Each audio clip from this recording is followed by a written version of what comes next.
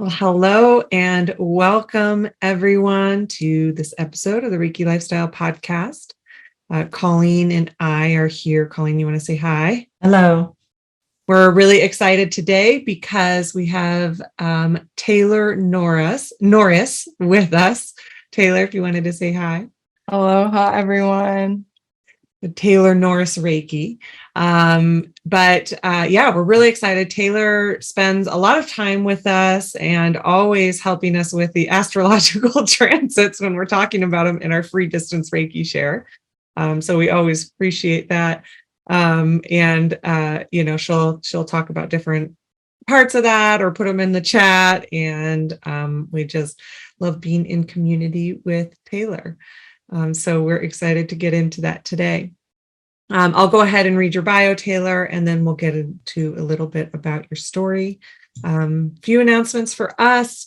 I did mention the free distance Reiki share. That's every Tuesday morning at 9:30 a.m. Pacific. That's open to everybody. Like I said, it's free, open to all lineages and experience levels. It's a really beautiful community. So even if you just are like wanting to know what Reiki is about, you can watch that. But you might know what Reiki is, and it's really great because we always do like a Reiki talk, a guided meditation, and then give and receive Reiki with each other.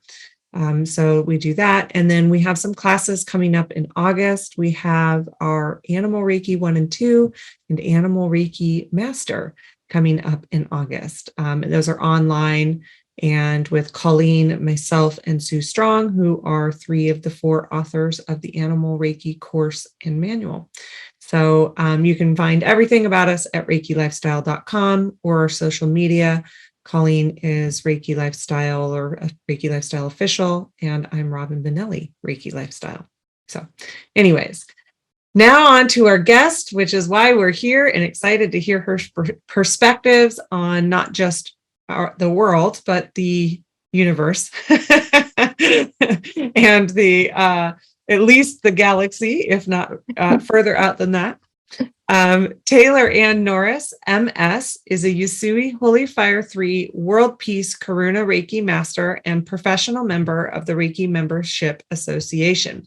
She empowers others with Usui Holy Fire 3 World Peace Reiki classes and sessions online.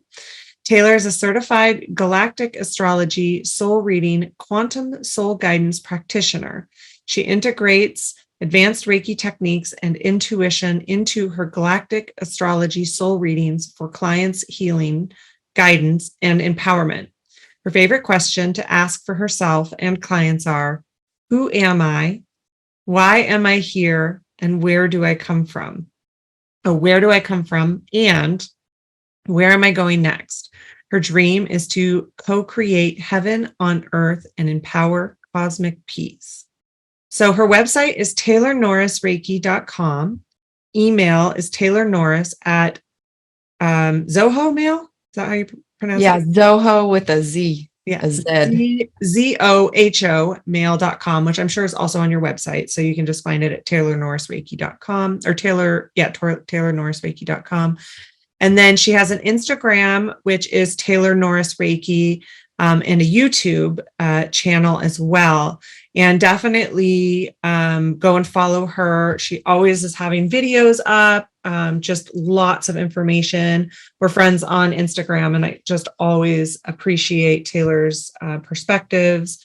And it's not just astrology, because obviously, like, you're a very experienced Reiki master teacher and practitioner, but it's also kind of how these transits, how all of this also applies to your life, how you can utilize Reiki or other spiritual healing modalities to, integrate them within your life too. And that's so much what I love about your social media, your message, all that you put out there, your teachings, is that it combines all of this. So it's not just like, oh, I have this information. It's a lot about how does this apply to me? Like you said, where do I go from here?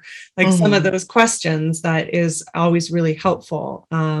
So definitely go follow her social if you're not already. So anyway, Taylor. That's Taylor's introduction. Hi. Hi, aloha. I'm so happy to be here. So excited. I've listened to this podcast since my first Reiki training in 2019. And after the full immersion in Holy Fire Reiki 1 and 2, I was still so hungry for information and so happy to find the podcast and listen to it and be able to receive more information as I was driving from Louisiana back and forth to Arizona to actually do the in-person trainings. Yeah, because I pick my teachers carefully. What can I say? I'm always guided. So, yeah, I remember, I mean, this even shares a bit about, my personality style. I am so curious for information, really ravenous. And when I find something as resonant and profound as Reiki and now astrology, I just can't stop. There's no end to what can be discovered and uncovered. And what's also funny, listeners know that often there are invocations on these podcasts. I'll just quickly mention a funny story that I was, making this cross country or cross, state trip. And I wasn't necessarily abiding by the disclaimer to not drive and do the invocations. And I was getting so relaxed. I was like, oh no, like I'm fine. I just feel good, right? I'm not really paying attention to it. And again, I was a Reiki novice in this life at this time. So I didn't really understand how deep the invocations were. And I got pulled over. Oh, driving while Reiki. Yeah, because I guess I wasn't using my blinker enough when I was changing lanes on the highway because it wasn't like very many people and it was way out in the middle of nowhere. And again, I was so relaxed and I was like so stunned that I was being pulled over, but then I saw how the situation looked and I was like dressed in hippie clothes and all this stuff. And I was just like, oh my God, I seem like I'm on drugs or something. And I'm just on my Reiki high and, telling the officer like, sir, like, I'm sorry, I've been listening to these meditations and like, I'm so relaxed right now. He's like, ma'am, if you can't stay alert enough, you need to not do the meditations. I mean, they wanted to search the car. Like they really thought I was high. You're in the middle of Texas. So good. Yeah, in the middle of Texas with like, the kind of like the Aztec looking like poncho on, like the hippie poncho on that are so cute and colorful. And I've got crystals on the car. And I'm like, oh yeah, I look like I'm high. And I am, but it's just Reiki, it's clean high. So, and it was so funny too that my inner authority of Reiki had already dropped in. And instead of just being like, oh, I'm going to get out of the car and let them search it and all this, it was like, no, like I am clean and sober. There is nothing I'm hiding. Like I didn't know whether or not I could say like I'm not going to get out of the car, but I didn't feel safe getting out of the car. And there was nothing in my car to be searched. So I was like, already that inner authority dropped in and was like, you can just say no. And I took the chance and I said, no, I'm not going to do any of that. And then it all just went away. Like they went away and it closed out. And I learned that about like, my rights and everything too. I was like, oh, wow. Like you really can say no. But part of the conditioning and everything is that we in our society often don't even know, how we can assert our authority in certain situations with figures in power. So yeah, That is a great story, That Taylor. is so funny. It's like, officer, really, here's the channel. I've You been need to be meditating. listening to this. Texas police officer. I don't know if it was Texas, but you're It driving. was. It was, yeah. That's like, what are It was like down by the border, like down um, by the border to Mexico too. And I was like, I really do not want to get out of the car. I'm driving by myself with my Reiki Care Bear and like, these are two like male cops and like this could, really not be a good situation. I don't feel safe. So yeah. gosh, that's really Yeah. Oh, thank you for sharing that story. Because, for everybody else listening, when we do invocations in our YouTube channel or podcast, they can go really deep. So we do tell people in advance, like, here's a disclaimer. If you can't drive, if it's not going to just wash over you, listen to the invocation later. So we always say that. So that is so cute. What a fun story. Well, Oh, Taylor, that kind of, segues into, you got to tell us your history about Reiki, because you were driving from, you said Louisiana. So, right. And to Arizona for classes, or It were was you? the opposite. I was living in Arizona. I grew up in Louisiana and had known this teacher, and she had started offering the Reiki classes. And I knew finally it was my time because Reiki had been on my radar. I'd heard about it, but it wasn't lining up yet. I wasn't yet guided. And when I heard that she was starting to teach the classes, I was just at one of these transitional points that we get to in our lives where I was closing out one chapter of my spiritual path, and I had just had a very clear ending with it. It was within Tibetan Buddhism, and like this kind of Buddhism that was very shamanic as well, and that I took to a very deep level as well. Like I thought I was going to be a life monastic in this particular lineage and experimented with that for a little bit. But I had just really made a clean break from that, realizing that that was my past, that was past lives, that was closed. And so I had this space in my consciousness on my journey, on my evolution, to say yes to Reiki. And it was so synchronistic how it came in. And yeah, I said yes. And I did the drives, and the drives were very therapeutic. And in my first Reiki trainings, I was one of those students that had the really profound experiences, met my guides that I had been aware of as a small child. I met what I later learned to be brothers and sisters of the light, and they were presenting themselves as not even gendered version of that collective group consciousness that, yeah, it was just so profound. And like I said, the training for me felt like this is a soul remembering, like this is not a first time experience. This is only in this lifetime that this is a new thing. This, you are connected to this. This is core to your essence and to your core frequency, the deepest, truest part of who you are. So I was so in love with Reiki, from the first day of the first training. And I was one of these students that was like, okay, I have to wait 6 months for Reiki master. Calculate when is that? And then after listening to your podcast, I was like, I want to take with them. They really know what, they're really experienced. And so I took my Reiki master with Colleen.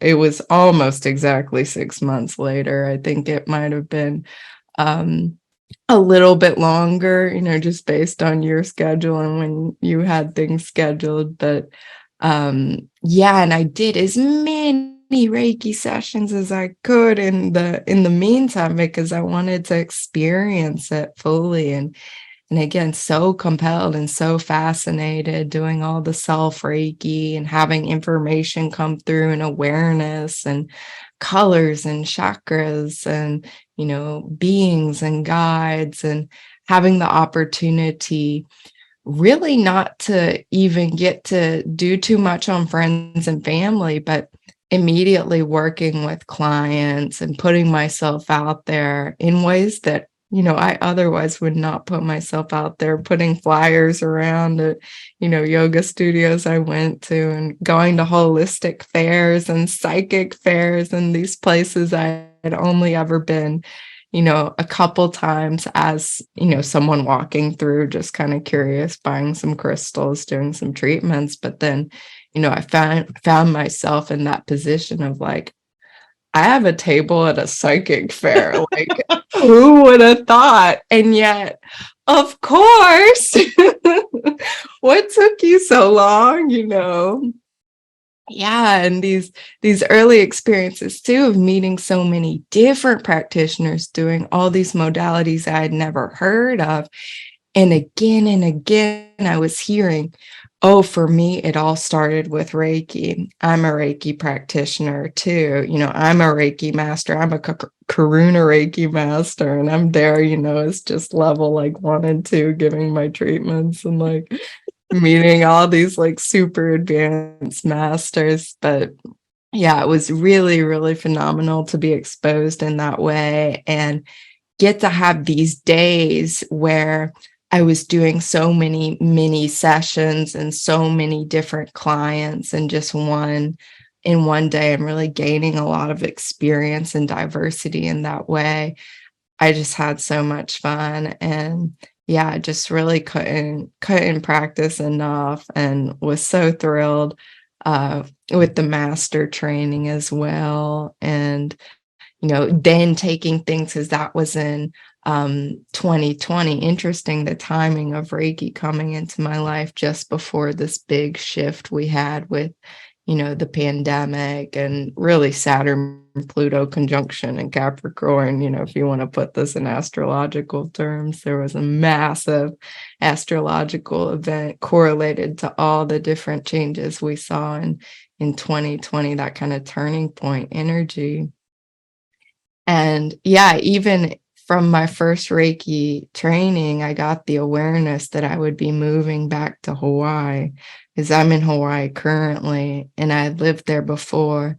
And for me, Hawaii is home, and it's like, it is my place. It is where my heart just feels that connection so deeply, in a way that, my logical mind had trouble with. Right.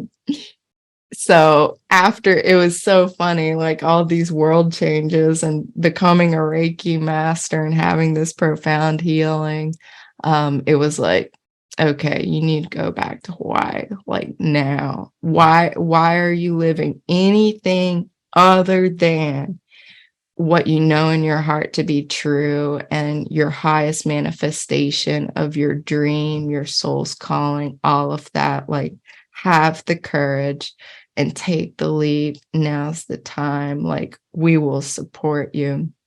Reiki will support you. And that's what I did. And, it was really phenomenal journey after that, continuing with sessions with people, and, my own practice with all the different master techniques really up leveled like the healing that I was receiving, the empowerment, and then also, working with the energy of the island and receiving additional symbols and, revelations and insights, and all of this really, really opening up that Reiki, by the end of 2020, we had that magnificent solstice, the winter solstice, December solstice, which was also coinciding with a Sagittarius eclipse, solar eclipse, that was right on my ascendant, and conjunct the Galactic center, which is the center of the Milky Way galaxy. So it was a huge activation for everybody, but it activated me very personally. And what it did was tell me very clearly, okay, study astrology. Like, could not be clearer.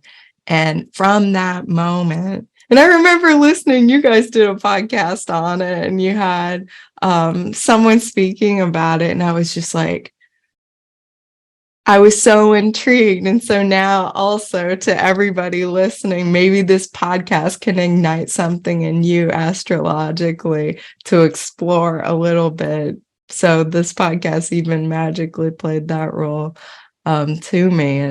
And yeah, Reiki was very compelling to go with the astrology. And I was as insatiable and thirsty for knowledge with that as I was the Reiki. And they were really, yeah, working together in phenomenal ways, really supporting my intuition and my inner guidance and everything that was opening up all of the, clair senses, understanding how Reiki works. And that's one thing also about me is like, I am a trusting person in one sense, but I also really like to have proof.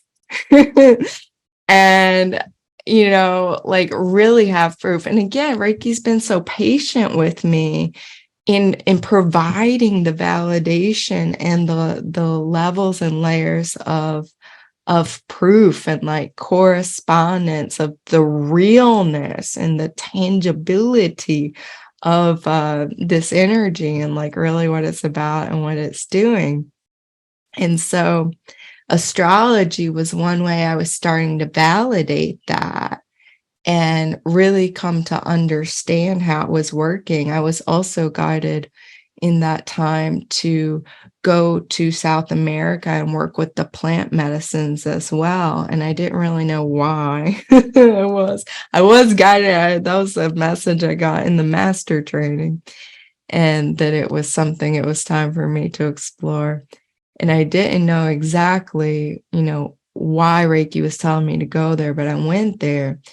And again, it was this whole revelation of the validity of the system of Reiki and the energy and the symbols and the deeper perception and understanding of how they work. And I think unblocking certain clairs of mind and also reawakening past lives that I had had as, a shaman and those various lineages. So Reiki's just been so wonderful for unlocking so much memory and again, like confirming and showing me how real it is.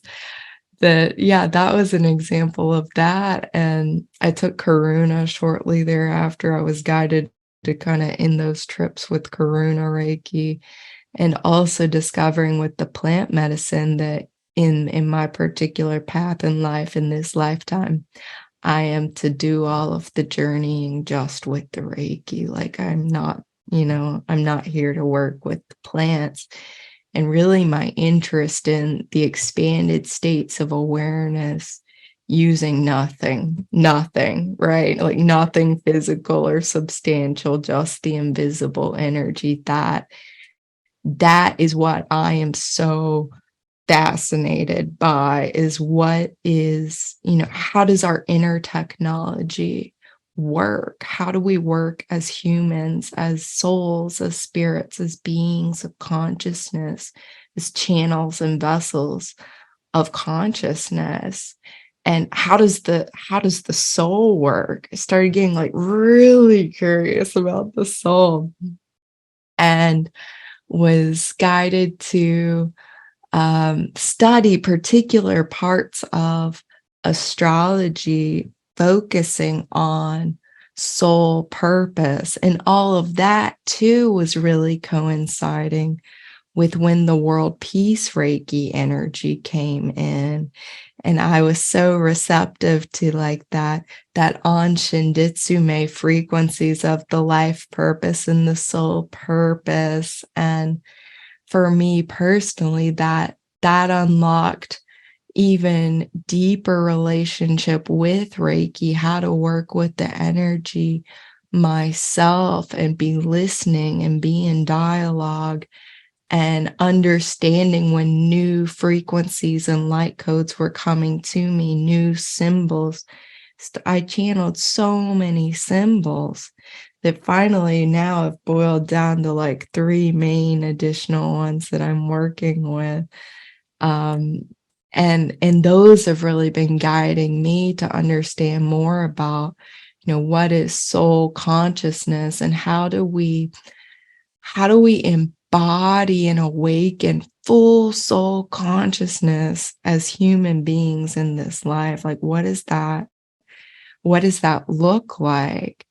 And so, yeah, I was really guided into the soul purpose astrology, looking at evolutionary astrology, using those techniques and finding so much benefit for myself. And when I was doing it, just practicing with others, I was guided to actually combine it in with the Reiki, and Reiki blessed me with specific techniques to support that revealing of the soul purpose with clients, and then bringing in that added astrological awareness.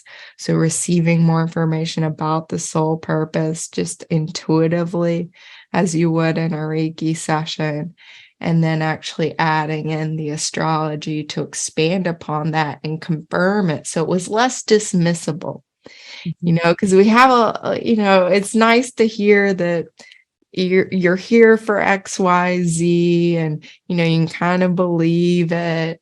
And maybe for some people that can be enough, right? They can really go with that. But for other people, it's nice to have that extra layer of the confirmation, and like no, this is written out on the paper. Like, I can show you exactly how this is working out. And so I was seeing just this synergy of, how I could bring the two together, the Reiki and the astrology together, because that's really been a large part of my path. Because I'm always combining things, always mixing things, and seeing how things can be unified and brought together and combined into, I guess, something new, creating a third entity. So that was very, very fruitful. And doing the advanced trainings with you all in Next Step too, that was going along with all of this, learning how to do Reiki journeys, and having that unlock my consciousness and my ability to really be in that super empowered, direct relationship with Reiki, direct dialogue, direct guidance on a whole new level. And yeah, I'm a Leo sun. I have a lot of Leo placements, and I'm very playful, and just was guided to like play with it, like play with journeys to like the different planets, right? Playing with doing journeys on, I was guided to host new moon Reiki shares too, new moon distant Reiki shares, and start doing specific journeys corresponding to the new moon and the full moon, and looking at, okay, what astrology sign is this new moon happening in? What astrology sign is this full moon happening in? What's the planetary ruler of this new moon or this full moon too? Because each sign has a different planetary ruler that it's in relationship with. And so, yeah, I was just having the best time, like, taking Reiki journey to Jupiter, to Uranus, because you can, you can go anywhere you want to go, anytime you want to go, and talk to anybody, any being, any consciousness. Like, it's unlimited. We all have access to this. And yeah, I just had so much fun. And my next kind of curiosity was having to do with the stars, and being called to explore, exploring with the ancestral work, what are our galactic ancestors? What are our connections? Not just like the human ancestors, which are connected to the galactic ancestors. It isn't, the line is not so separate as we might think maybe at first. And yeah, I just kept channeling more techniques, really, is what happened. And I got to this galactic ancestry technique, this Reiki journey to connect with all the galactic ancestors. And this came in last year. And I was just really using this for myself, doing a little bit of practice, doing a little bit of client sessions. I wasn't really going to learn the whole, there are astrology techniques you can learn to look at this in the chart. And I was like, no, just, leave that. It's too much. It's like, I can only do so many trainings and like keep learning so many things. I kind of put this, limitation on myself, but I couldn't leave it alone for too long. So yeah, Reiki compelled me to finally, after almost 2 years in depth self-study astrology, to go ahead and take a more serious program, a certification program in choosing a specific modality and approach. So I was guided to the Galactic astrology type of astrology to receive my certification in, which would allow me to unlock what are the galactic ancestors, how do we really figure this out, like what's the more information. Like, I'm not satisfied just learning about like 1 or 2 past lives. I want to learn about as many as I can, and parallel lives and future lives and all of that. So yeah, that's kind of how Reiki led me to the astrology. And yeah, I haven't stopped being fascinated with either and how to combine either really, really since then. So Taylor, can you explain to the listeners just what even do you mean by galactic ancestors, galactic beings, who may not know what that means or who they are? Sure. So the astrology chart is looking at it's a snapshot of where were all the planets at the moment of your birth. And it's taking this picture, this idea of macrocosm relating to microcosm, that this principle of as above, so below, as within, so without. And we're getting all kinds of information, right, just about the human and the psyche and the soul, looking at a regular astrology chart. When we look at the galactic astrology chart, we're looking at the stars in the mix. Where are all those planets aligned to, not just with the sun and the earth in the context of the solar system? It still does have that context, that grounding, but it's looking at specific alignments to all the different star systems. So it's giving information that you may be connected to the Sirius star system. And so that would be a galactic connection to the Sirius star system, and perhaps Sirian beings who, this is holding the possibility that there's life happening in places other than Earth, other than the solar system, having very rich, beautiful, fulfilling, highly conscious experiences, across the stars. And that's just, within the Milky Way galaxy. So, we're looking at in astrology, the solar system, like this very local area. The galactic astrology is opening it up to farther out within the Milky Way galaxy, perhaps someone has soul connections to Andromeda constellation. It's looking at different constellations like the ancients did, right? Like the ancients knew their connections to, Sirius star or Orion's, the stars of Orion repeatedly come up, the ancients in Egypt aligning the pyramids with the stars of Orion, suggesting, some kind of galactic connections with Orion beings, Orion consciousness.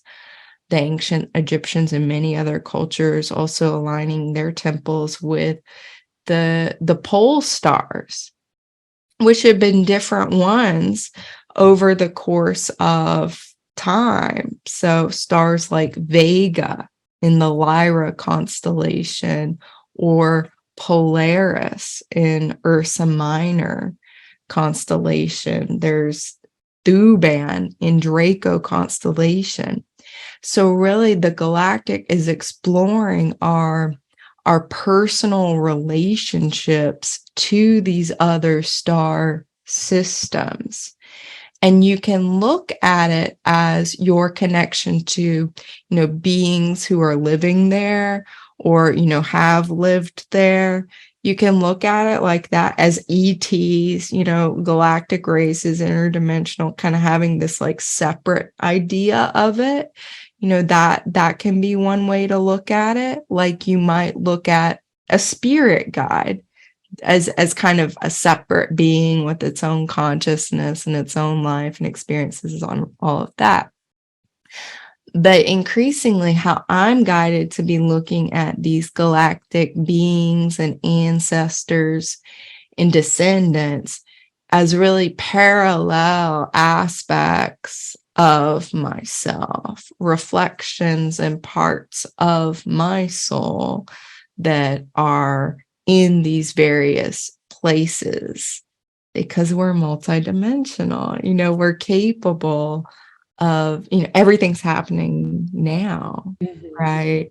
And that's increasingly what I'm seeing when I do the type of readings that I'm doing, which integrate the Reiki and the astrology, that really we're at this point in time where we're really opening up to a more expanded sense of time and space, and a more expanded sense of, this beautiful question that Reiki helps us begin asking, like, who is my authentic self?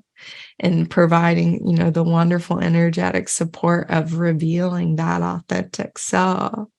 What I'm seeing Reiki do with the galactic work is revealing the authentic self from the cosmic perspective. So taking it, even farther out into the stars, essentially.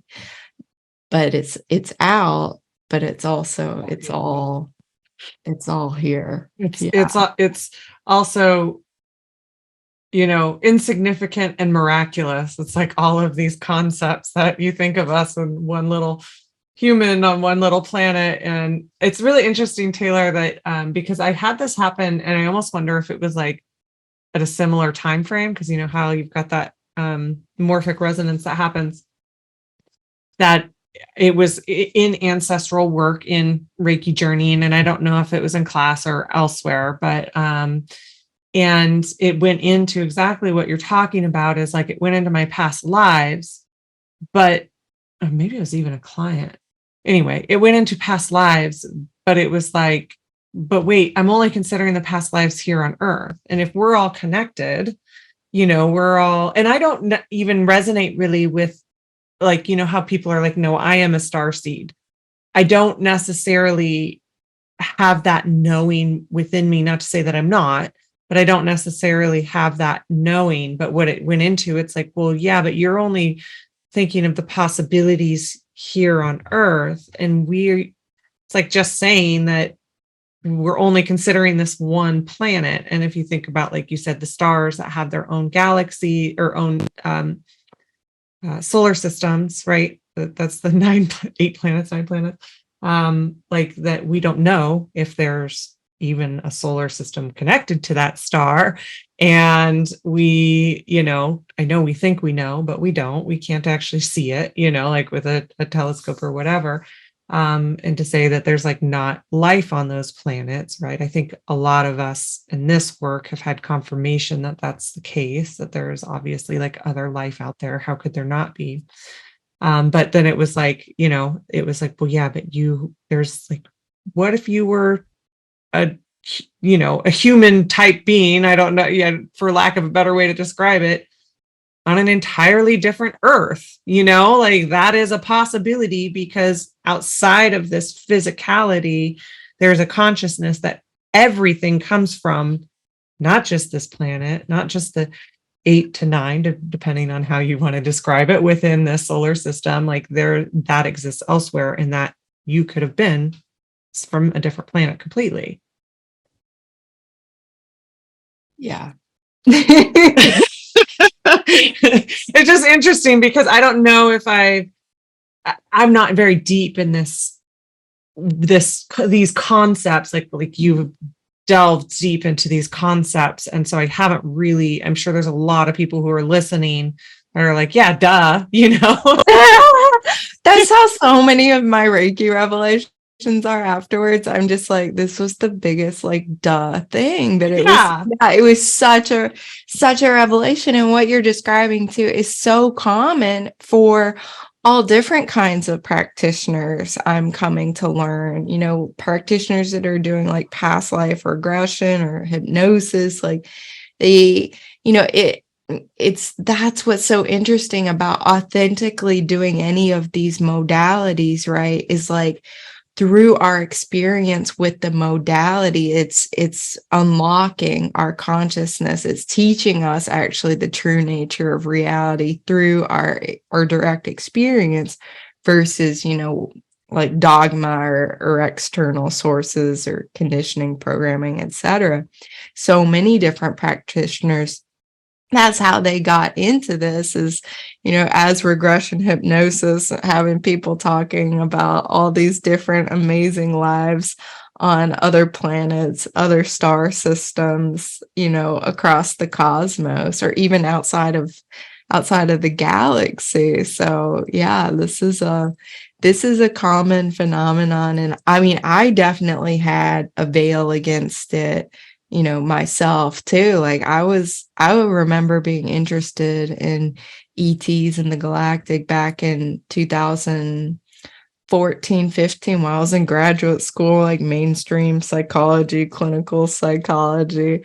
All my free time I was studying like astral projection and, ETs and New Age spirituality and crystals and yeah, all kinds of stuff, like secretly hush hush.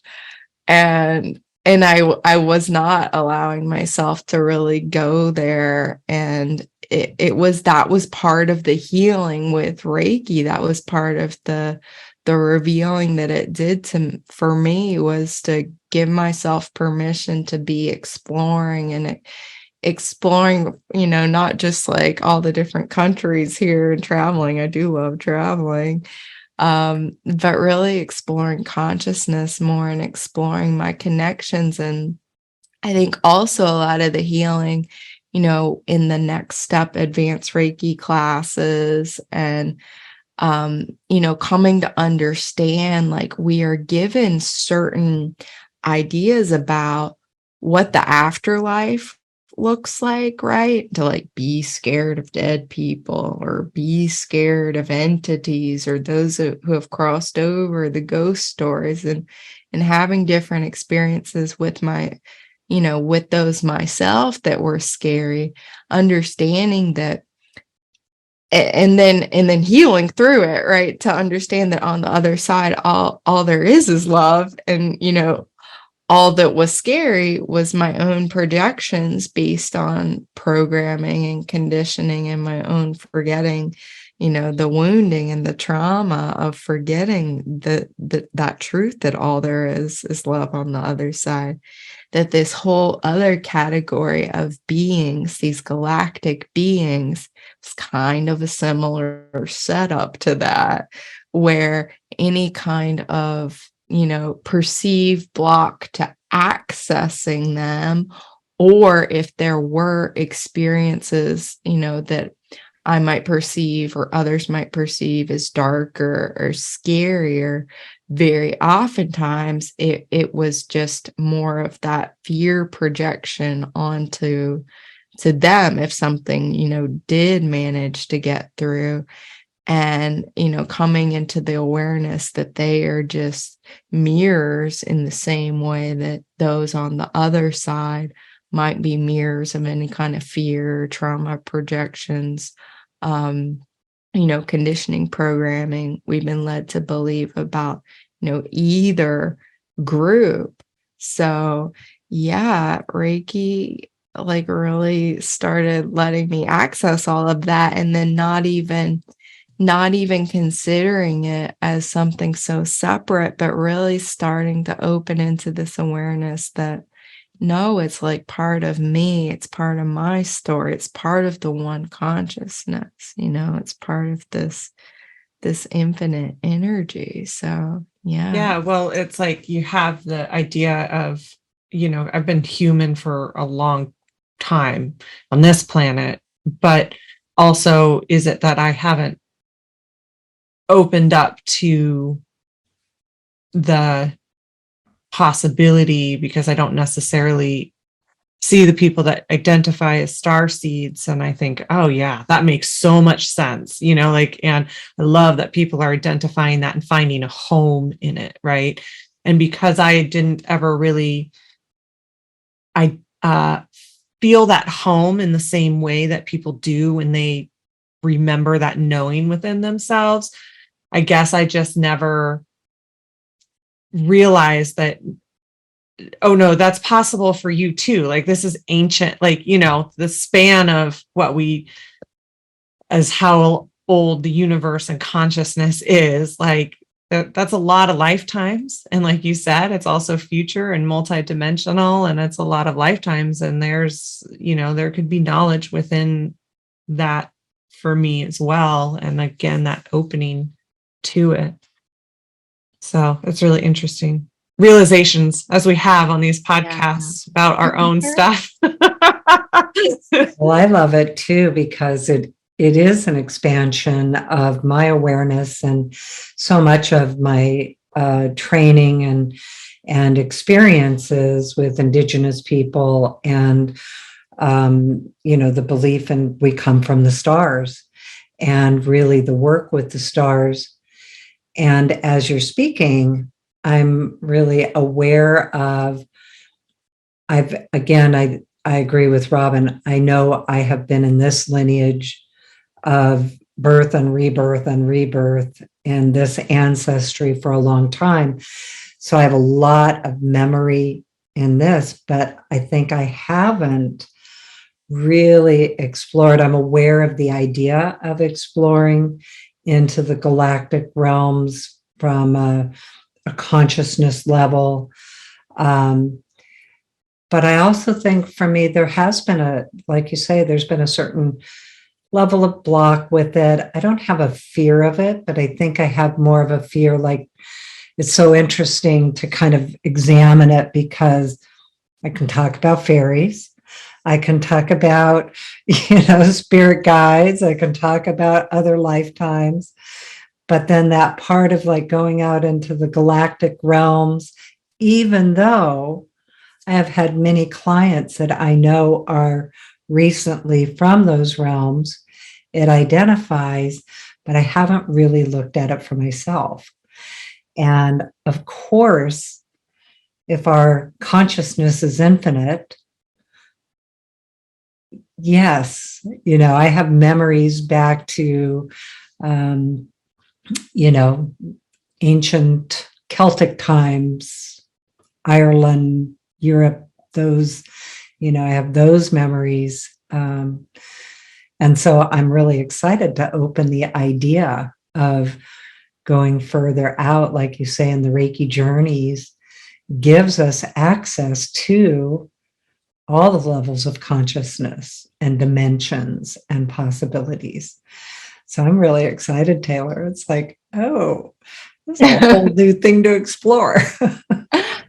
Oh yeah.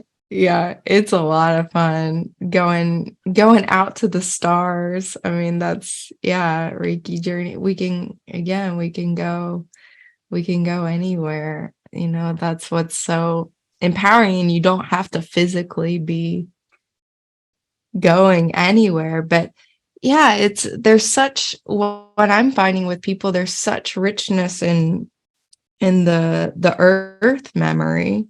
You know, we have such richness there, but there's just more, always more to explore. And Reiki's been a wonderful tool to bring in that information and those connections. And like I said, I have my like triple layers of validation to check whatever Reiki's showing me, so it's not just, you know, oh, this is fantastical information. It's it can really be cross validated and provide more of this this holographic healing, this holographic reality, this holographic picture of the soul's experience. That it's very rich and fascinating. And of course, the most important validation for these experiences is not just, oh, that I can confirm whatever Reiki shows me about it with, you know, oracle cards or you know, a couple different astrology charts. It's how this is resonating with people that has me totally captivated when, you know, I received the guidance that they are a specific type of primordial dragon in one of their first, you know, incarnations as a group consciousness. And then they're showing me that they have a tattoo of that exact kind of dragon or that exact kind of geometry on them. I mean, it's stunning. It's really, really stunning, because we do already know at some level a lot of these things. There's the cellular memory, or yeah, maybe it's even deeper than the consciousness memory. So yeah, I agree. Those in with your bio, the questions of who am I, why am I here, you know, those questions I love to explore as well. And I love that the Reiki journey techniques allow us to explore that, because I was the same as you after Reiki. Like, how do I do more? Like, I want more, you know, and that just, I mean, with anything that you choose to go, any path that you choose to go down. But for me personally, those are the questions that, like, I love to explore the meta questions. And then also, how does it apply to me? But like, you know, those really big questions that I think a lot of people ask themselves. And also, as Colleen and I have kind of our heart intentions of helping people, teaching people how to explore those questions for themselves, because that's really what it's about. And I know, just because, you know, I follow you on social media, like, I know that that's really what we care about too, is that unlocking that for people within themselves, right? That they come back to their own memory and helping them with that. But that I love that, because it's such a where I find myself most fascinated too. It's like, well, what is place? So I'm also really curious about this cosmic astrology, because I don't think, or galactic, I'm not sure exactly even what you call it. Can you talk about that? Because I haven't really, for all the years I haven't studied astrology to the degree that I'm fluent in it for others, but I know a significant amount. My mother was studying astrology back in the 70s, so it's been part of my life and worldview for a long time. So can you tell us about that? Like I say, I haven't even heard of that before. Well, it's relatively new. It's relatively cutting edge. There, you know, it's fringe. It's like, it is a more fringe branch of astrology that, it's looking at, So my particular teacher that I've been drawn to was a quantum regression hypnotist working in Dolores Cannon's kind of paradigm. For those who may have heard of her, she did this QHHT. It's a very specific type of regression therapy that, you know, was facilitating for people all of these different memories. Like they were doing all the work themselves, just in this nice altered state of consciousness and remembering in their relaxation. And so she was this type of healing practitioner. And she started correlating, you know, all of these clients talking about galactic lifetimes, Earth, past lives, all of the information that was coming through. She was then looking at their astrology charts and seeing what are the correspondences here. Someone's talking about, you know, their human life on Earth during like the Lemurian times, like these ancient times on Earth, or Atlantean times, and where in the birth chart is that showing up?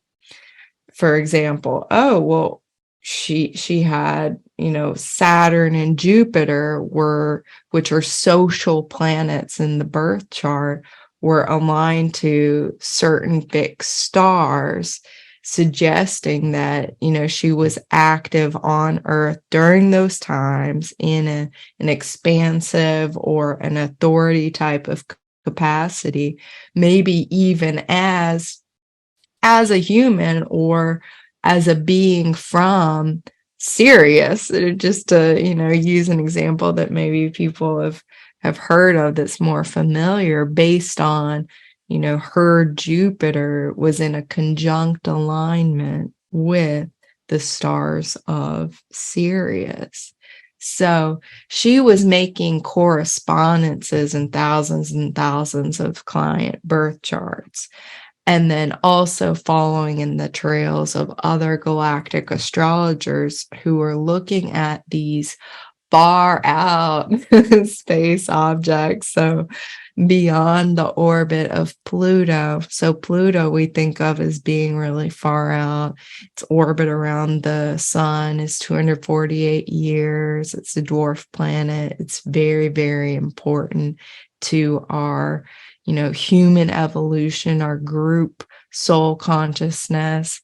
You know, there were galactic astrologers and are galactic astrologers looking at dwarf planets and objects beyond Pluto's orbit, looking at the galactic center, the center of our Milky Way galaxy, where, you know, the sun is the center of the solar system, and the solar system is, you know, in this path around the galactic center at the center of the Milky Way galaxy. So that would be an object, a particular alignment you could look at in the chart using galactic astrology techniques.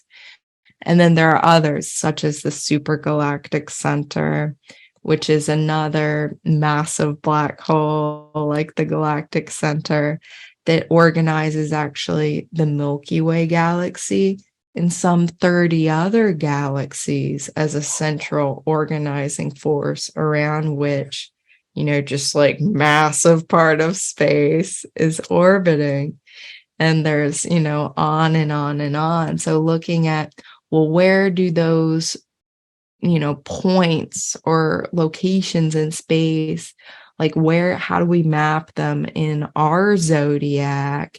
And then how are, you know, the individual people aligning with these different cosmic points? And what does that mean? Of course, that being the most important part, right?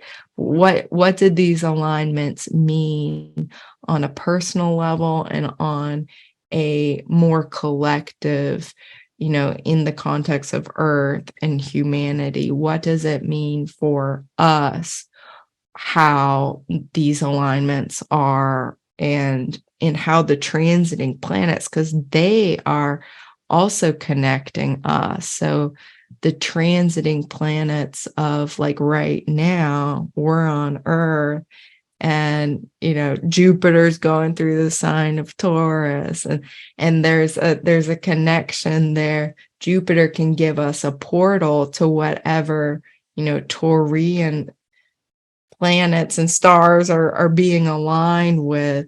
Pluto and Aquarius is going to give us this portal and connection to different stars based on where it is in the sky, the sun and the moon. So we're just in this constant cosmic dance, and it's possible to really focus it down again to that moment of birth, to the individual, and look at the psychological and the soul dynamics based on those alignments.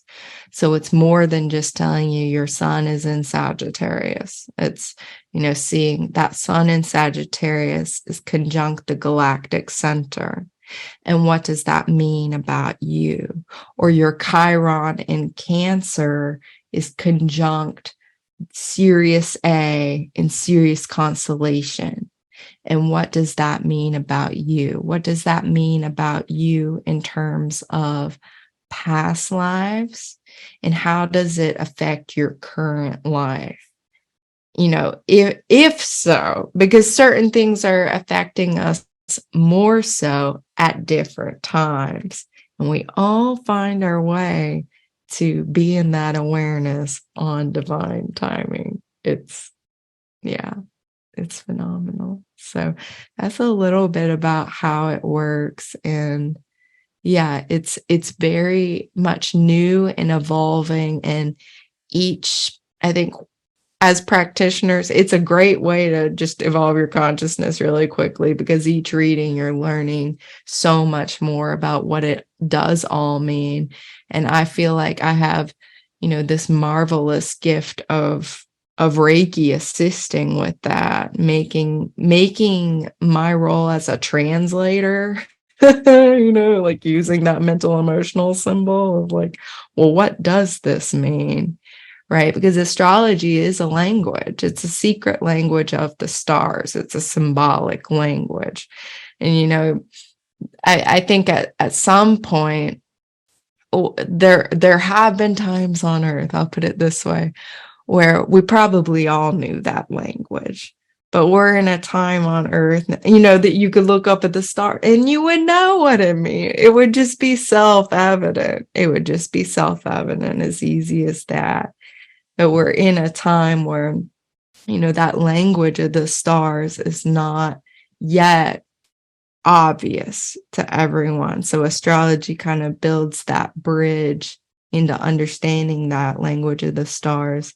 And for me, Reiki helped it, integrate in a lot faster, really just remember it. And then it gives me a way then to translate it and communicate it to individuals to help them remember, regardless of how much astrological knowledge they have. It's that sweet spot of finding a way to communicate the core meanings to someone. So it's what information they need to know right now. It's not just a recreational, like, let's just say what all the past lives were, unless that's the intention of the reading, which there's no problem for, someone interested in just that for fun. That's totally cool too.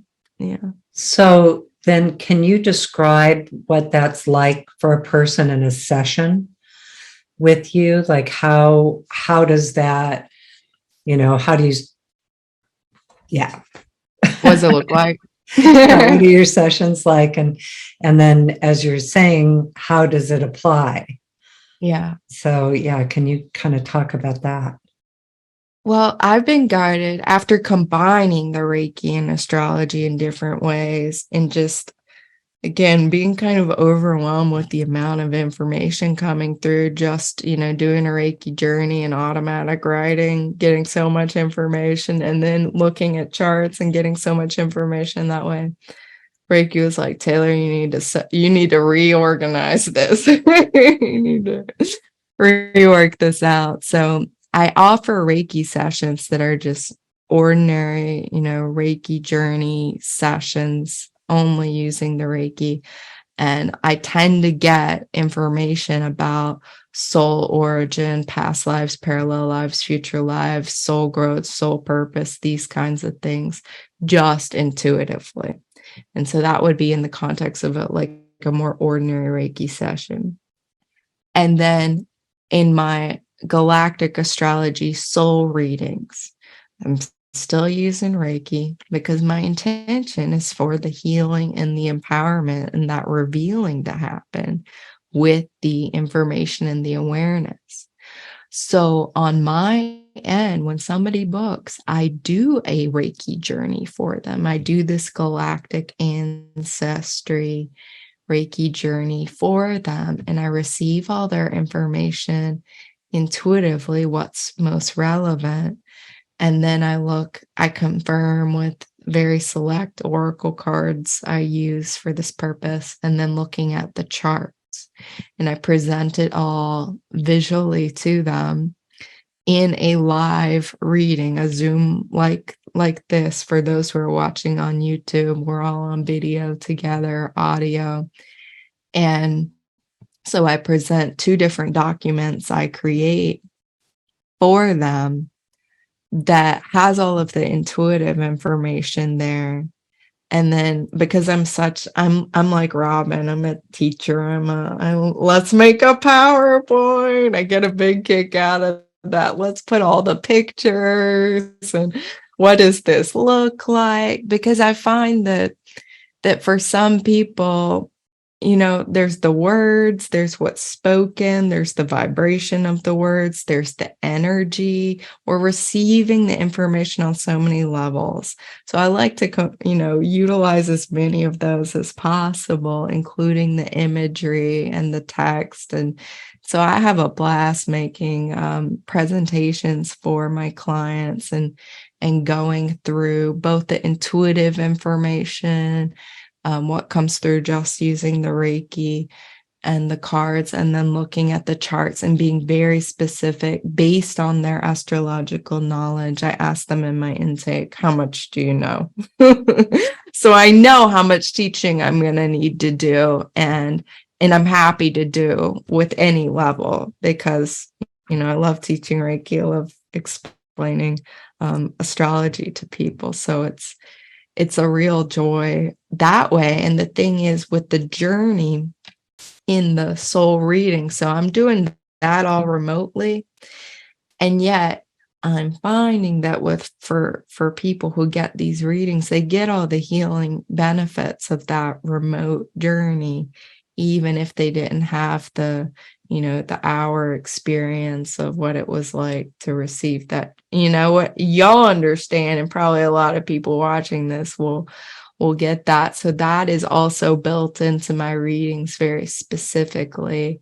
And that whatever is being uncovered, it has that quality of the bridge of light, of the distant symbol, going past, going future, going sideways, all time, all space, the healing going wherever it needs to go to all the different original causes of whatever's coming up. And yeah, Reiki always guiding me. It's so clear in the readings too, because they're so different based on, what is bringing someone in. Sorry, made me jump. Okay, go ahead. Okay. It's so different based on, what is bringing someone into a reading. It'll be very clear what to focus on because the level of information presented in these charts, and of course, intuitively too, the access is infinite. So it'll just be very clear. Oh, I need to do the reading this way. Really, for example, focusing on Pluto, focusing on the nodes of the moon, focusing on soul purpose and soul growth in this lifetime, and what themes, what past life themes are needing healing and upgrading right now. And to give this person greater context for why on earth they have been experiencing what they've been experiencing. Like, what's the bigger picture? What's the grander reason and the purpose and the, why has their life been so hard? For example, I get a lot of like Scorpio South Node people or, eighth house South Node people. And I'm like, I understand, I understand the past lives of intensity and drama. Come right on over. It's all good here.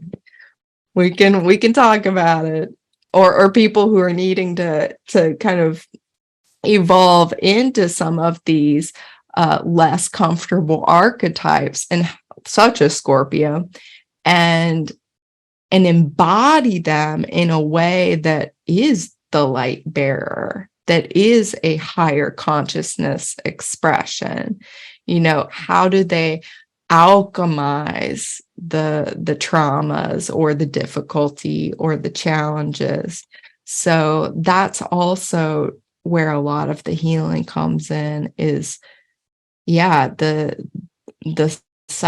readings are just very divinely guided like that, and it'll just be very obvious to me what needs to be focused on for each person.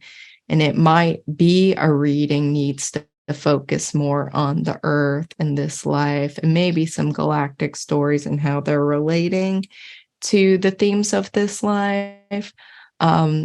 And whereas others, they are so starseed with so many galactic connections, like they just really need to know about them and how maybe those connections might have brought in certain challenges in their life, as well as what are all, the soul gifts coming in. Is I always, I learned this from y'all, like looking at the lifetimes of mastery. I am fascinated by that and what you can see.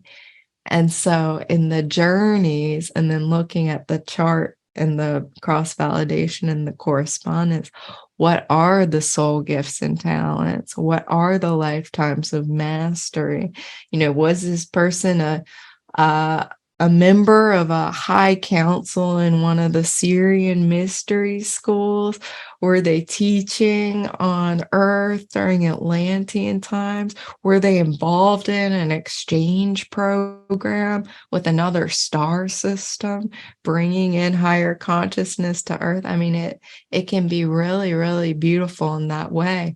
Is their soul, for example, originating in an archangelic group consciousness? Is that like the soul origin that's presenting, or one of these really beautiful high councils that they need to know in this lifetime so they can really validate that and understand that, well, that would have, presented various challenges in this life and also come with all of these wonderful benefits that can be unlocked too. Well, and I find with those people, because as you're speaking, I'm thinking of, a pretty big variety of clients that come from those realms in different ways that it shows up in the sessions. And it is so helpful for them to understand, because they often feel so different from the collective of humanity, and know there's a difference in the challenges of feeling different, or a sense of not belonging. That, sometimes when I've said, oh, you've recently come from the angelic realms, and 100% of the time they will say, oh, that makes so much sense. Even though they may not experience themselves as angelic, or even other people don't experience it, or, they certainly don't know that. There's no context for those teachings. But I'm thinking of a particular client who, for the longest time in the sessions, always showed up about him coming from the galactic realms, and places where there was no free will. Everything just was. Like, you could manifest, you could do anything, and everything was instant manifestation. And then coming to this planet where there's time and, days and minutes and all of those things. And there is not instant manifestation, and free will does have to be a part of everyday decisions. And it's such a primitive planet for him. Like, it's so like, oh my gosh, it would be like us going to a place where they've never invented the wheel. And so that's shown up. But then recently, because you mentioned future lives, what has also shown up is him way out in the descendants. And the descendants in that time frame actually talk about how humanity does evolve. Like, we do evolve, we do get there, which was a huge, like, kind of, okay, good type of a feeling. But then experiencing his soul's knowledge coming here from that time. So I've been I've been interested in that experience of observing it. And so I think that would probably then also show up astrologically. Yes. Yes. Like, what alignments does he have? Because what you're saying too is making me think Andromeda Galaxy, for example. So we are living in the Milky Way galaxy. Andromeda Galaxy is kind of like a sister galaxy to the Milky Way galaxy, which is oriented more towards a masculine principle. Andromeda is oriented more towards a feminine principle. And so with Andromedan starseeds, it's very common that, they're highly advanced civilization. Yeah. Everything is very fluid, constantly changing, instant manifestation. They are, just highly, highly conscious beings. And basically, it's kind of like being in a dream realm or an astral realm, or being in, like a heavenly realm where it's just all changing and fluid and malleable and effortlessness. Mm-hmm. And it's anchored in that love and cosmic laws, and they've mastered space travel, for example, very much so, to the point where they, depending on what timeline you're really tapping into, there are future timelines of Andromeda where they're not even really in the galaxy, like they are traveling on these just very advanced spaceships that you can't even, it's like not even a spaceship at this point, because it's so nice and wonderful. It's like its own world, its own planet. It's everything they need with the flora and the fauna and just very advanced technology, because of not how, computationally intelligent they were, or linear thinking way they were, but because of their level of consciousness and inner technological, more feminine development and skill was so high that navigating multidimensional space-time is no problem. Whereas to a species like, humans on Earth, this would be like a disaster. We get lost. We're trying to use radio waves and light years and things that just like, it's like elementary school here, like you're saying, very primitive caveman, like how we're thinking about these things still in more like the mainstream. But even what I'm exposing myself to as I open my consciousness more of the quantum physics and the quantum mechanics and the field theory and all of these things that actually scientists are really making a lot of breakthrough and a lot of connections to, what we're observing in the more spiritual realms and spiritual circles and spiritual practitioners. So hopefully it's seeming like, based on the descendants and our contact with future lives and future selves, that the bridge is definitely being made, and we're each playing our unique role in creating that bridge between the spirituality and the science and the masculine, the feminine, all these different dualities and polarities. Yeah.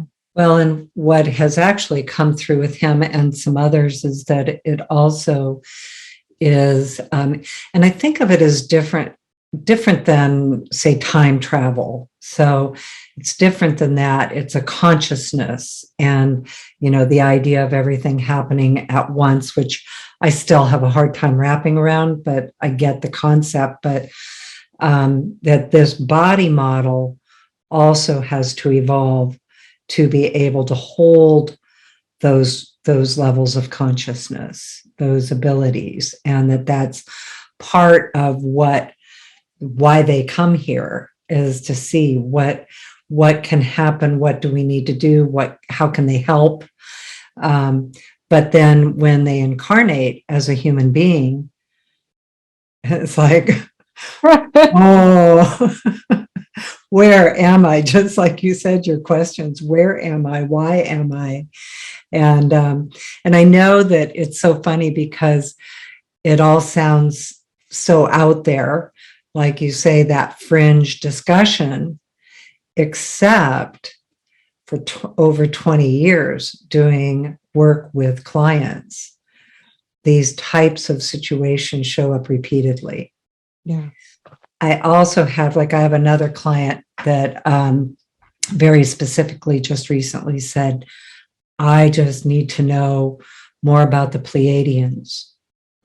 And, a lot of people that I know are, work with the Arcturians and those particular star groups. And so that's, I'm thinking of people to refer to you that I know are looking for those answers, because the answers really do make things make more sense. And when we bring it into why does this benefit them to have this awareness, because it brings in a new sense of belonging, like a new sense of, oh, I do belong here. I am here.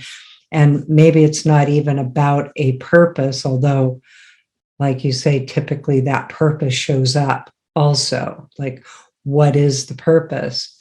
But it does, I do observe that there's a level of peace that comes in from it, and a level of, I guess, self-understanding of, oh, that's why I feel different, or that's why a colleague that I've worked with, Susan Pease Bannock, calls it earth adjustment disorder, and that it can actually be in her experience working with trauma patients, it can actually even rise to the level of trauma, of like, I just don't get it. Like, why, what is this? And so I do see that sense of just that knowingness can either help them elevate to these levels of consciousness within themselves, or a level of peace of, or a level of peace of like, okay, it all makes sense now. It's permission to understand why they are here. Yeah. It's like, oh, okay, so there's a reason that I came here, and I don't understand it, and I'm connected, and why I'm connected so far out or different, differently to what a lot of humanity is. And even more than validating, it's like I said before, there's a sense of home within it, and this level of understanding of like, oh, okay, so this is why I'm on this planet in this lifetime.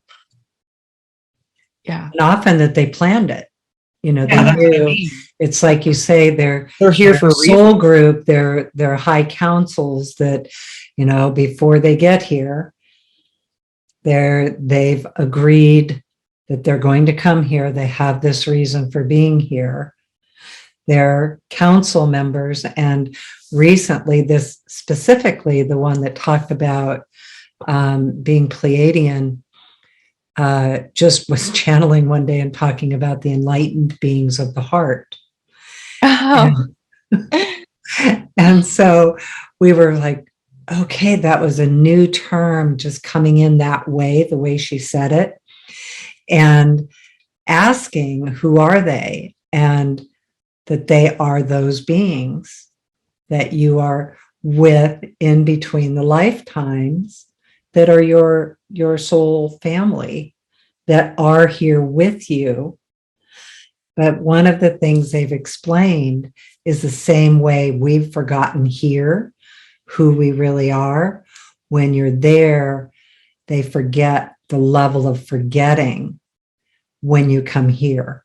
Like, you can't, in that state of consciousness, you can't comprehend what this life is like to truly forget.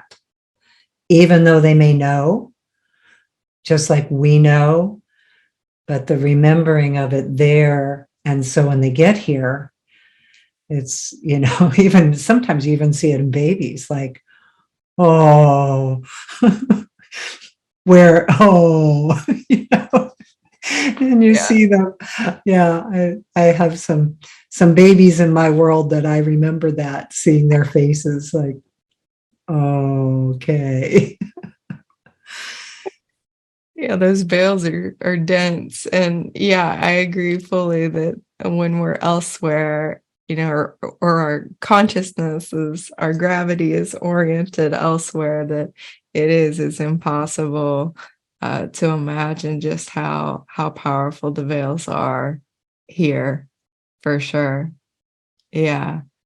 And that's how and why it's so rewarding and fulfilling as they are healed and removed and revealed. I think that sweetness too cannot be comprehended, when you're incarnated as a Pleiadian being or what have you. But yeah, I find it really synchronistic. You mentioned the Pleiadians because our last new moon was aligned with the Pleiadians. And I've also had a lot of people coming in around this time with the Pleiadian connection being highlighted. And that's what I'll see a lot in the readings, is if say the new moon or the eclipses or whatever kinds of transits we're going through right now are making certain alignments, like those people come in and need to hear about that, then it's almost like, those beings have a message to communicate too. And they're like calling in all the human members of their soul group to choose to have the reading then, or choose to have the Reiki session then, choose to engage in the remembering in that moment where, the veil, again, to mention the veil, is maybe the thinnest, and the contact, the alignment is the most direct and optimal. Because I agree with you, Colleen, that our biology, our physicality is having to make changes to accommodate the consciousness changes that are happening. And it seems like no matter, where you focus on, there are signs and correlates that is indeed happening, very much so, whether you're looking at the epigenetics or the third stranded DNA or all these different things that are changing to facilitate this embodied integration of this. Yeah. And evolution. Mm-hmm. And evolution of, and I think that's also why we're in this kind of time of clash where, the old and the new beginnings are are already here, but the old endings are not complete.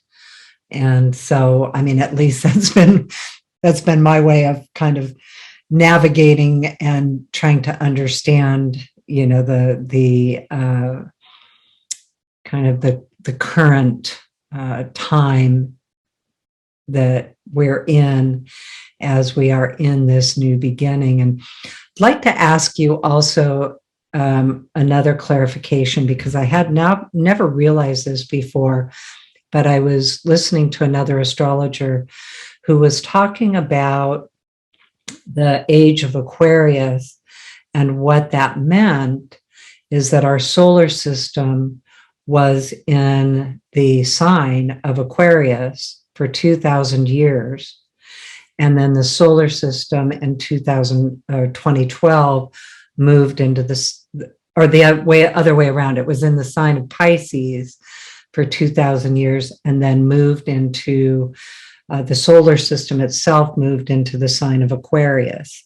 And that's what has been meant by the age of Aquarius. And growing up in the 60s and 70s, the age of Aquarius was such a huge statement and song, but I never understood how that worked. So is that your understanding of what that shift in the age is? Yeah, I find this to be a very fascinating topic, endlessly fascinating, and hard to get very specific dates, pinning this down exactly what it is. But what you describe is the sense of it, that there is this phenomenon called the precession of the equinox, where at the spring equinox, so the March equinox, there's a sign that's rising on the horizon. And so the last sign, we're transitioning between it being Pisces that's rising on the horizon at that moment every year, to now it being Aquarius. And it's every 72 years, it shifts a degree. So it's really, really slow. It's a 26,000 year cycle to make it through the entire zodiac wheel, all 360 degrees of all 12 signs. So it's a 26,000 year cycle, and it has to do possibly, most likely, with the orbit of the solar system around the galactic center. So it's journey around the Milky Way galaxy.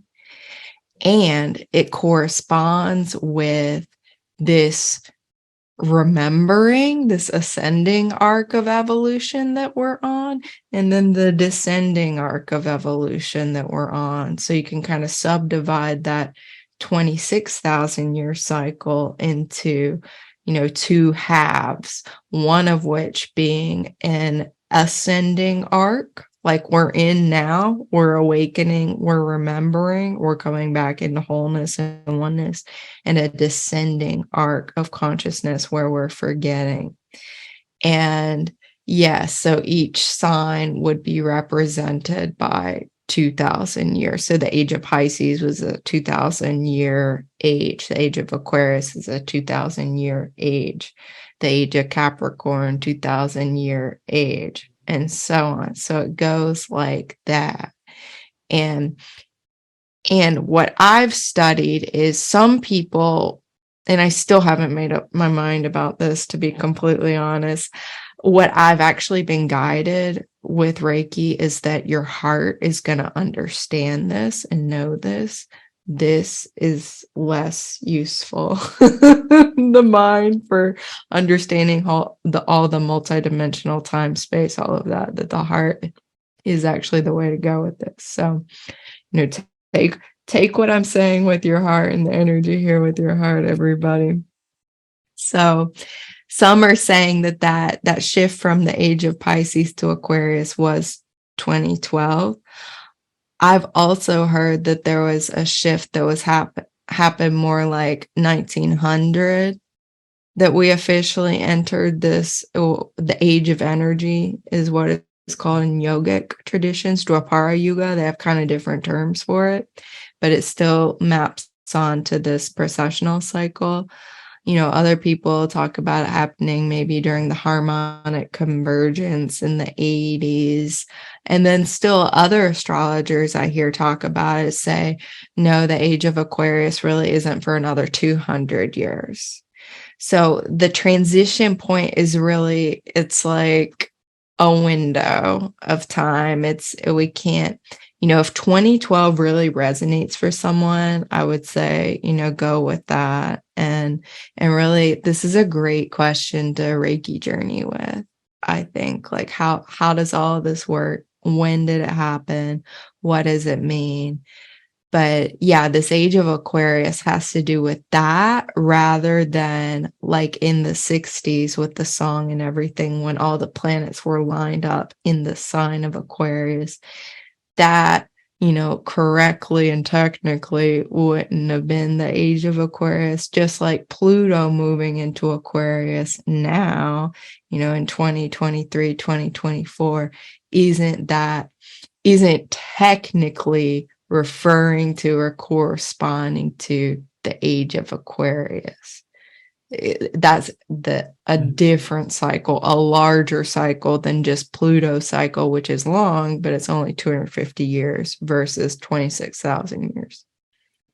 So that's a short time. Well, you were going to talk a little bit about Pluto and Aquarius. Yeah. Because I do think that it's very relevant for us right now. Very. Very. I think we're all feeling it. It's a great conduit and bridge, and I think assistance for this larger processional cycle that we're going through into the transition into the age of Aquarius. I feel like Pluto is this soul evolution transformational bridge helping us, regardless of which time you want to pick and anchor onto, to make this transition point. But what's so interesting is we're recording this June 2nd. Pluto is in Aquarius now. It's been in Aquarius since March 23. So everybody pay attention in your journals and your diaries. What happened between around March 23, 2023 to around June 11th of 2023? That's your little snapshot, mini look at what this transit, Pluto and Aquarius, is about, means for you. There be little hints, little themes, maybe major things came up. That's like the preview. That's the movie trailer for kind of some of the signatures of this energy. However, by the time this comes out, June 26th, 2023, Pluto will have stopped moving from the perspective here on Earth. Now, Pluto didn't really stop moving. It just has to do with our frame of reference on Earth. And from our perspective, it looks like Pluto is going backwards. So it's what is called retrograding in backwards into the sign of Capricorn, which is the preceding zodiac sign.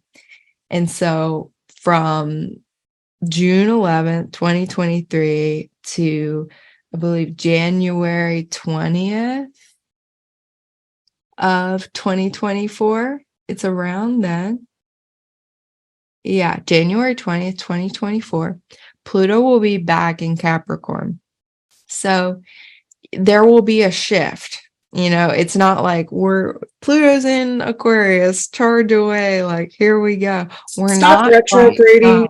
It does stop retrograding in October, and it just has to move its way back into Aquarius. Okay. You got it. So yeah, it'll be. I have Pluto at 0 degrees, so I'm always paying attention. Of Scorpio?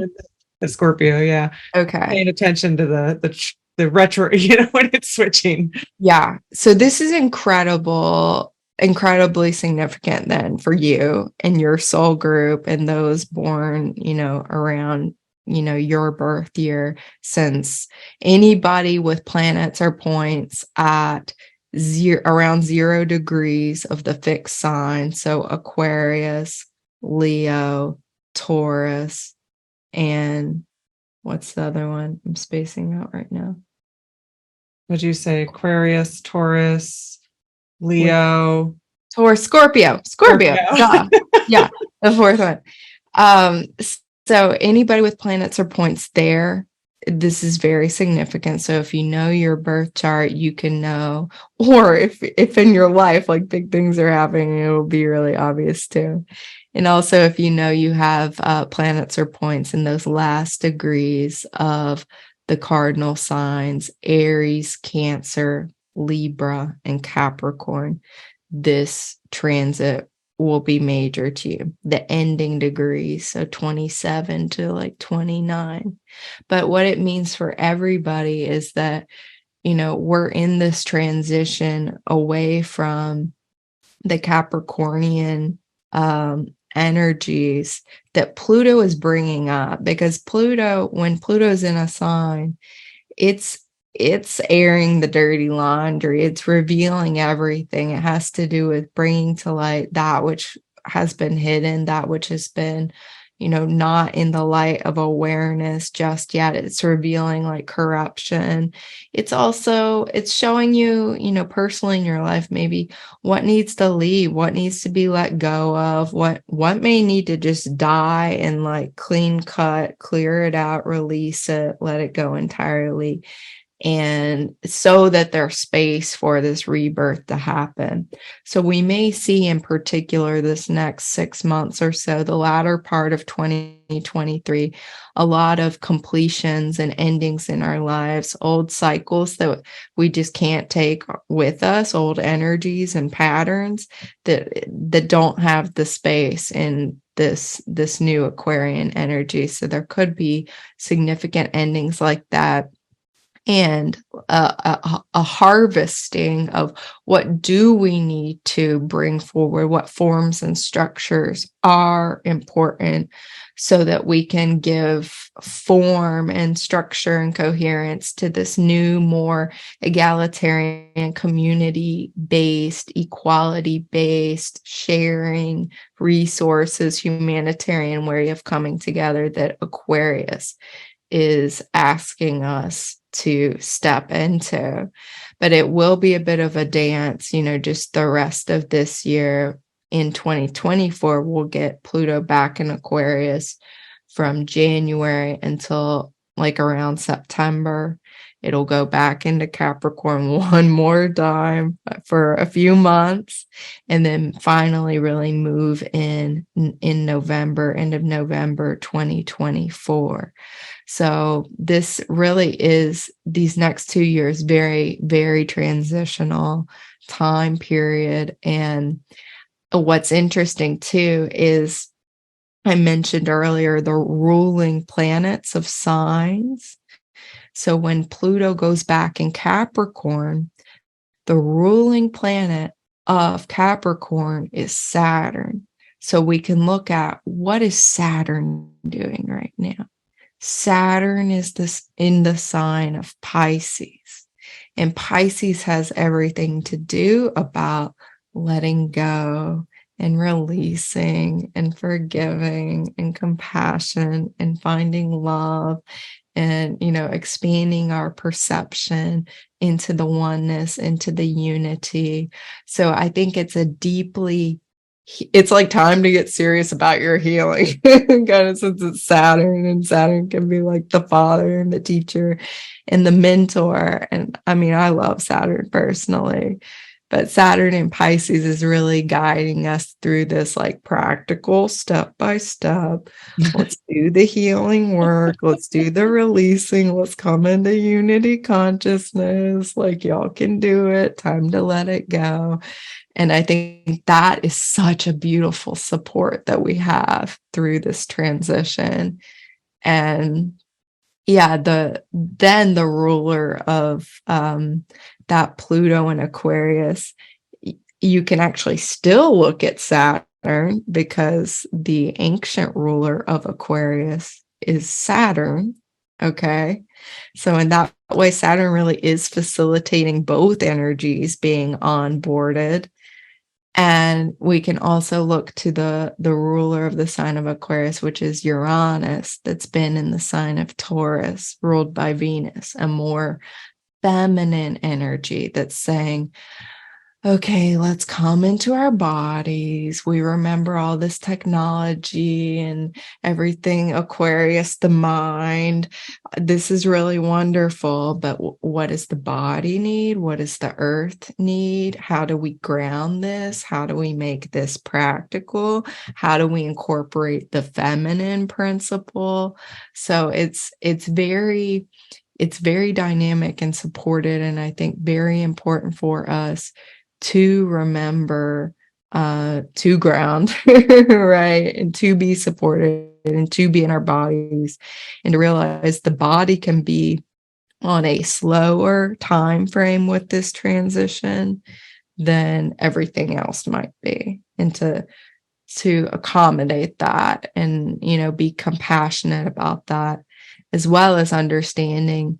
I think Saturn in Pisces is really asking us to be okay with uncertainty, be okay with being confused sometimes too, being okay with it being a little messy middle, a little bit foggy, a little bit, I'm not really sure yet, and to just expand our tolerance for that and not go into judgment about when we notice that's happening, to really just be in compassion and to resist any temptation too, to go into that strong masculine principle and try and control it or force a plan or force something to work, just to get rid of that confusion, really quickly. Like Pisces knows it's wiser. Sometimes you gotta wait. Sometimes you gotta, let things play out a little bit first before you make your move. You don't know, divine flow, what might be flowing your way that you could otherwise block if you didn't trust it. Interesting. Yeah, that was the word I was going to say, is trust. Well, I love the idea of what you just said, also to apply to self, but also to apply to others, like in our relationships or people close to us, if they feel fuzzy or, not quite like productive or in action or following the plan, to also be patient with others as well. Yeah, it's a good reminder. Exactly. Self. Yeah. Well, it's like, this is the cosmic soup we're in, it's like, I remember in my early studies of astrology, I was, like I said, coming from plant medicine experiences while I was studying all of this astrology in depth. And I really just saw the planets as these shamans, and they were kind of creating this plant medicine soup that we're in. And so to realize the context of oh, this is what everybody's on right now. Everybody is under the influence of these energies, and how it expresses for everybody is different, is unique. It depends on, their level of consciousness, where they're at, their free will. It also depends on things like the natal chart and what are their specific circumstances. How are they working with those circumstances? But it can be really nice to know, okay, what are these overall influences that we're all experiencing? And yes, how can I apply that to myself and others, and just understand we are all in this together. It's, yeah, everybody here is experiencing this. We're just expressing it and working with it in different ways, either consciously, unconsciously, somewhere in between. Yeah, at a high, beautiful level, at maybe a more messy level, sometimes vacillating, Yeah. Well, Taylor, we could talk forever. So super excited about our conversation. I just want to share again. So for you, just kind of finish up with what your services are, what you are teaching, things like that, so people can, and of course we'll put your information in the show notes, but also, your website information, etc. Yeah. So let me get my list. What do I Okay, do. Yeah. I wrote it down because I tend to always forget Well, we like, do these too. moments, Yeah. right? Yeah. Yeah, if it's not written down. Gemini moon, like I like lists. So every month I offer a free distant Reiki share on the new moon. So it's always scheduled like that because it's a very potent time to set an intention, come together. Let's take a Reiki journey, and I will guide us through the current cosmic energies and be together and circle together. And this is free. This is on my website, taylornorrisreiki.com, on the events page. You're welcome to sign up there. Also, I have Reiki 1, 2 Master Karuna classes that I teach online. You can also find that on the events page of my website, taylornorrisreiki.com. And then I'm also offering Reiki sessions and these Galactic Astrology soul readings all the time online, connecting with people all around the world who continue to just be encounters of soul family more than anything else. I feel such a strong resonance and connection to everybody I'm guided to work with and everyone who's guided to work with me. So I love these sessions. I love these readings so much. And, you can do everything, book through the website. You're welcome to send me an email, ask any questions, taylornorris@zohomail.com. Yeah. So that's Oh all. my gosh. I have truly learned so much today. Thank you. I'm You're welcome. really fascinated, and I'm actually so excited about really expanding my awareness to and my consciousness, because I think I've been so I'm very connected to my cellular memory and kind of soul's memory in this and on the earth. I haven't really gone beyond that, just because I think I have been here a lot in this context and in this particular lineage, that I've been here a lot. But obviously it would go beyond just existence here if I believe in an infinite spirit and infinite consciousness. So I'm really excited to look at that. I love hearing that. I know, it's really It's fun. fun. It's like, oh, good, and a whole other thing to explore. Oh, yeah. Well, what's interesting too is that we are doing in our 12 Heavens class this month, which Taylor is also a part of, we're doing the sixth heaven, sixth level of consciousness. And I believe that this actually has a lot to do with that class. So I also want to say that out loud, Colleen, as we're continually listening to the curriculum. But this creation aspect of all of this on a larger picture, I think it will be also, it's coming in divinely timed for a reason, is what I'm kind of also hearing right now. So it'll be interesting to see how that all manifests. Well, thank you, Taylor. Yeah, I know, right? We're like, ooh. Yeah. It's like, Like, what do we get to continual do? exploration. It's so much fun. Yeah. So, all right. Well, Taylor, thank you so much. Taylor Norris Reiki. And then Colleen and I, you can find at reikilifestyle.com.